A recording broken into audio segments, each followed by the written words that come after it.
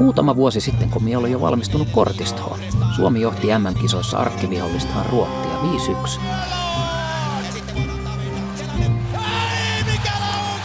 Tuossa naapuripaarissa Laamasen Kalle katteli myös peliä. Kallen työpaikka oli vasta muuttanut Kiinaan ja emäntä Espooseen. Sen pienen hetken ajan Kalle kuitenkin uskoi, että kyllä se siitä. Niinpä niin.